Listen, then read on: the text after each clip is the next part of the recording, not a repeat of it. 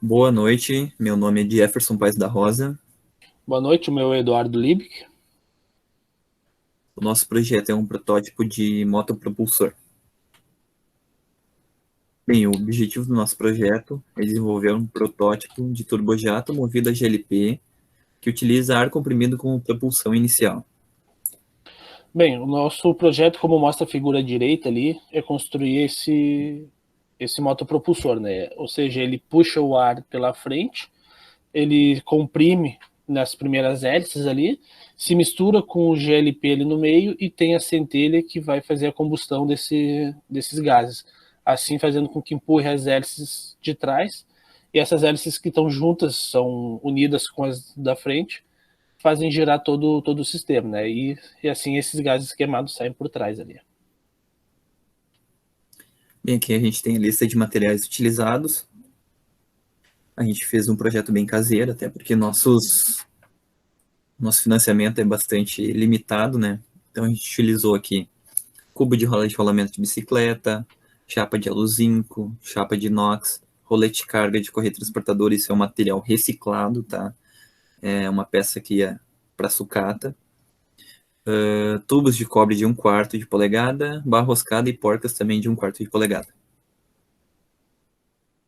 Bem, aqui a gente vai comentar um pouco sobre o planejamento inicial do projeto, né? Como a gente pode ver aqui, a gente tinha os roletes, né? A gente tinha o diâmetro deles, eles eram um cilindro. Então, o que a gente fez? A gente pegou esse diâmetro inicial e a gente queria saber mais ou menos qual o diâmetro final deveria ter esse motopropulsor, né? Então, a gente fez uma equação bem simples, bem básica, de vazão inicial sendo igual à vazão final, né? Então, a gente pegou a área 1 vezes a velocidade 1 sendo igual à área 2 vezes a velocidade 2. Como a gente não sabia quais seriam as velocidades de entrada do ar e a de saída, a gente pegou e a gente fez com que a gente achasse uma área 2 que fosse que desse uma velocidade 4 vezes maior que a 1. Então a gente chamou o V2 de 4V1 e a gente fez 3 vezes essa equação, né? A gente fez para 4 vezes, 6 vezes e 10 vezes maior que a velocidade de entrada, né? Então, com essas equações prontas, tendo a área 1, que é a nossa que é o nosso rolete, o diâmetro do nosso rolete, né? A gente conseguiu achar uma área 2. Com essas áreas ali, a gente fez o π raio ao quadrado, achamos os raios dela, né? Claro, essa equação ela é bem simples, a gente até não utilizou a questão de ρ, por causa do aquecimento dos ares, da entrada e do final, né? Ela era mais simples, até porque a gente não saberia as temperaturas que chegariam os fluidos no final, né? Bem, como o Eduardo comentou, a gente fez uma manipulação matemática bem simples para a gente ter essa relação, né? Diâmetro de entrada, diâmetro de saída, qual seria a velocidade aproximada dos fluidos. Então a gente tem aqui na imagem à direita, a gente consegue ver a circunferência bem à direita seria o diâmetro de entrada e as circunferências à esquerda seriam as multiplicações de velocidade do fluido. Bem, aqui a gente tem o nosso eixo, né, que a gente utilizou o cubo da roda. Ele tem dois eixos saindo, né, duas barras roscadas saindo. A gente soldou mais um pedaço de barra roscada de 1/4 para poder aumentar assim esse nosso eixo, né, para poder colocar as hélices. E aqui a gente tem o rolete de carga que a gente citou anteriormente. Aqui a gente estava selecionando a melhor posição. A gente iria instalar a parte do cubo de roda, né, que vai sustentar as hélices e o conjunto todo. A nossa ideia inicial era partir esse rolete ao meio, fazer ele bipartido para a gente fazer toda a montagem dos componentes e depois fazer o fechamento e aí sim a gente teria concluído. Vamos agora comentar um pouco sobre a execução, né, de todo esse projeto. Aqui, como a gente pode ver, foi como a gente fabricou as hélices, né? A gente fez círculos de 85 milímetros de diâmetro, cada um, e e posicionamos esses aqui é os da entrada ali, que era de 30 em 30 graus, a gente fez o tamanho das pás, né? Bem, aqui a gente tem à esquerda a imagem das hélices de entrada, como o Eduardo citou anteriormente, né? A gente utilizou 30 graus para definir a distância entre uma pá e outra. À direita nós temos a pá de escapamento, que a gente fez com graus, utilizando o ângulo de 45 graus. A pá é de inox, é visível a diferença de materiais, né? E a gente aumentou o ângulo justamente para aumentar a área de contato com o gás de saída, buscando um melhor aproveitamento do fluido, né? Bem, aqui a gente pegou um outro pedaço do rolete para poder fazer o cone final ali, o cone de saída dos gases, né? Então a gente fez vários riscos em volta de todo ele e cortamos longitudinal em todos esses riscos, né? Em todo esse cilindro. Bem, aqui a gente pode ver a partir do cone de saída, né, a redução de diâmetros ali já quase pronta. A gente já tinha cortado e dobrado. Chegamos ao diâmetro que a gente havia definido anteriormente. E aqui a gente está executando a solda para fazer o fechamento das falhas ali, né? Bem, aqui com as hélices prontas, a gente já encaixou elas dentro do eixo ali, né? Junto com o cubo. Como pode ser visto naquela primeira imagem, as barroscadas de um quarto a gente tinha deixado maiores, né? Exatamente para poder colocar ali dentro do sistema e ajustar o tamanho exato que a gente ia definir elas, né? Então, cortados os eixos, a gente encaixou cada uma das hélices e cada uma delas foi presa com porcas de um quarto, aquelas bem fininhas, exatamente para tentar diminuir o peso, não deixar tão pesado a turbina, o eixo. Então a gente apertou com uma porca pela frente e outra por trás em cada uma das hélices. Como foi dito, né, a gente fez as hélices de entrada ali, que são 4 na frente, a gente fez de aluzinco, exatamente por causa do peso, né, que a gente achou que a gente achou não, a gente percebeu, né, que as de inox eram mais pesadas, ela ia ficar muito pesado o nosso eixo. Então a gente usou a Luzinco na frente e atrás a gente usou as de inox exatamente por causa da combustão, por causa da queima, que iria pegar diretamente nelas, né? E as de aluzinco não teriam resistência suficiente. Então a gente optou por botar inox atrás e na frente aluzinco. Aqui, como pode ser visto, né, a gente já estava com a carcaça cortada ao meio, o nosso cilindro ali, né? Então a gente conseguiu encaixar o eixo ali junto com o cubo e poder fazer os ajustes ali de folgas, ajustes para que ela girasse sem pegar nas paredes desse cilindro, né? Bem, aqui a gente já está com a carcaça fechada, né? Inclusive a gente realizou alguns testes de folga, como o Eduardo citou. Fizemos os ajustes finais nessa parte da carcaça para ter certeza que não teria nenhuma hélice empenada ou o eixo, ou uma parte poderia trancar o eixo durante o processo, né? Aqui como pode ser visto, já estamos com o nosso cone soldado, né, e lixado, tá com ele pronto, e a gente soldou ele na parte de baixo da carcaça. Esse aí a gente já deixou fixo ali, só mostrando daí então a parte interna ali, deixamos a parte de cima fora por enquanto, porque a gente vai realizar os testes antes de fazer a solda, né. Bem, aqui a gente tem a imagem do injetor de gás. Nós fizemos uma pequena redução na parte da saída para uma melhor distribuição do gás, né, lá dentro e uma queima um pouco mais aberta, digamos assim. A gente tem a imagem de outro ângulo já posicionado no injetor.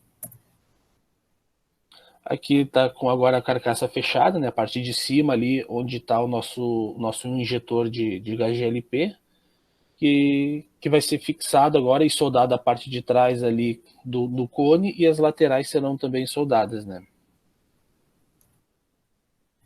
Aqui a gente tem a configuração final do projeto já.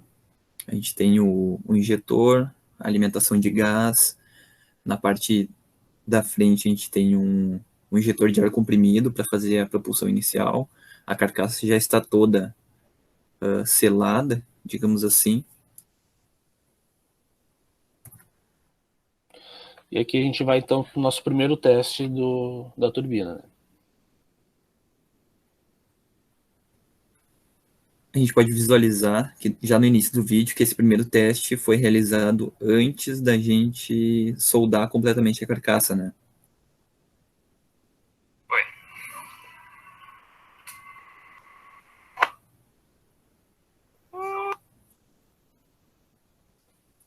Bem, como a gente pode visualizar ali, né?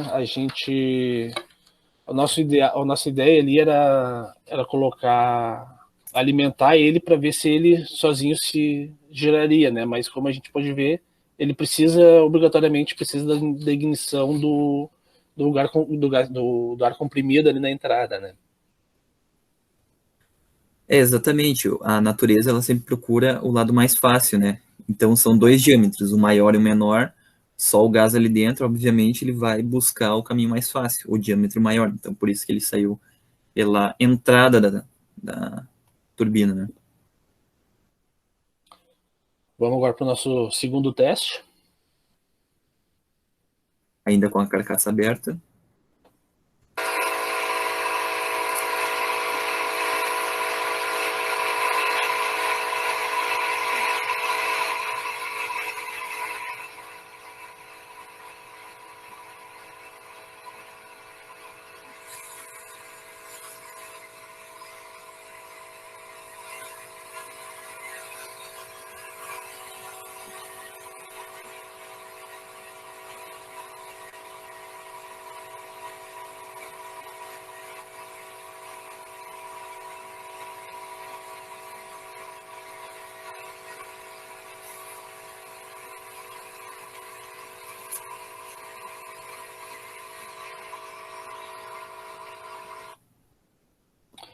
Bem, como pode ser visto ali, né, a gente alimentou então com com o ar comprimido na entrada ali da turbina, né, e fizemos a centelha por fora ali, porque a gente imaginou que com o gás ali ele iria puxar esse fogo para dentro e fazer a combustão interna, né? Só que como tinha muita pressão ali, ele não deixou o fogo entrar, né? E então ele não ocasionou a combustão interna ali, ou seja, ele não estava fazendo com que empurrasse as pás, né? Que fizesse rodar o sistema. Ele estava só fazendo a queima pelo lado de fora. Então a gente percebeu que a gente deveria ajustar isso aí e colocar a centelha daí pela internamente, né? Junto com a entrada do gás. Teste 3, a gente realizou com a carcaça ainda aberta, porém corrigindo a parte da centelha externa para a centelha interna.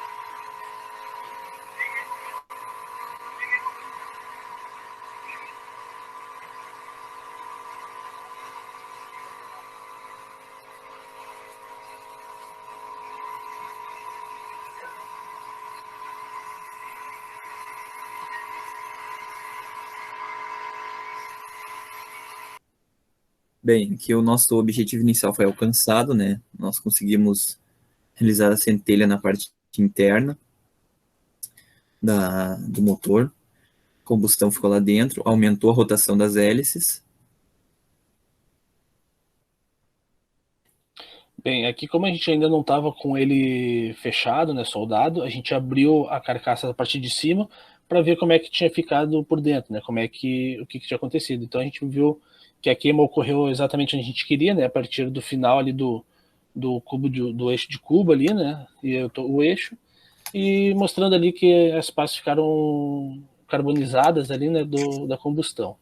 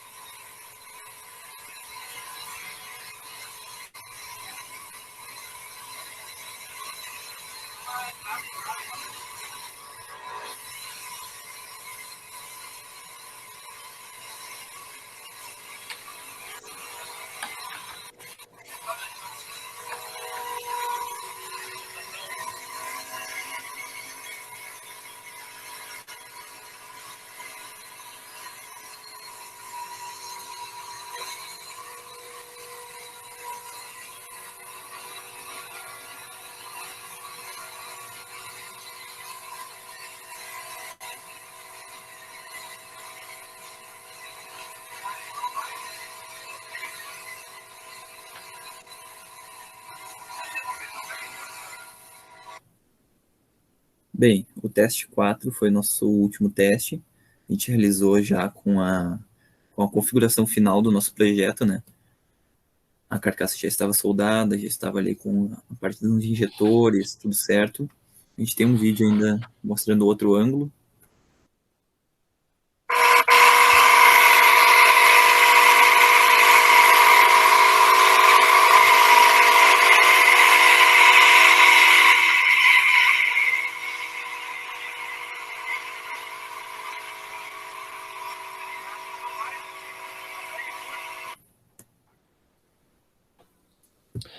Bem, com ele testado, né, do jeito que a gente queria, a gente percebeu que teve algumas falhas, alguns acertos. O principal falha ali que a gente teve, como foi visto no vídeo, né, ele não se autossustentou, ele não se autoalimentou. Ou seja, quando a gente desligou o ar comprimido, que ele deveria continuar puxando o ar para dentro, alimentando o sistema, ele não fez isso, ele parou de entrar ar para dentro do sistema. Alguns pontos positivos que a gente acertou nesse projeto, tá? A questão da seleção de materiais, a questão do inox lá funcionou de forma muito boa. A questão do aumento de velocidade com a combustão na parte interna do motor funcionou também, a gente teve um aumento considerável na velocidade. A questão do dimensionamento da queima, também a gente conseguiu fazer uma queima bacana. E o principal é que não houve nenhum acidente grave, né? Isso aí era uma preocupação nossa e dos nossos professores aí. Algumas melhorias que a gente poderia fazer em um futuro bem próximo, possivelmente. Primeiramente, a aplicação de um Venturi, né, na parte interna ali, que isso iria aumentar a velocidade do fluido. Com o aumento de velocidade, provavelmente a gente conseguiria uma queima melhor, queimar mais gás, aumento de rotação e tudo mais, juntamente com uma alteração no dimensionamento das hélices também, talvez a gente conseguisse fazer ele ficar autossustentável, né? Esse é o nosso objetivo inicial. Outro Isso. ponto também, a gente Eu acho poderia analisar... que também ali, complementando só ali a questão das hélices ali, acho que a melhoria do design das hélices ali também seria fundamental, porque ela teve uma boa rotação, mas as hélices externas, da frente ali, da admissão, elas não puxaram ar suficiente, né? Então teria que ter essa melhoria também do design dela ali, do formato, para que ela fizesse essa alimentação, né? Essa aerodinâmica, né? Isso. Outro ponto também que não é tão... não influenciaria tanto, mas também é interessante a gente analisar a questão da vedação na carcaça. Existem alguns pontos de fuga ali, né, em um sistema perfeito. Ele deveria ser bem vedado para não ter nenhuma saída dos gases e todo o fluido que entra, ele saísse lá no final e gerasse uma rotação maior ainda, o sistema se alimentasse e tudo fluísse de uma maneira perfeita. Certo? Obrigado pela atenção e uma boa noite.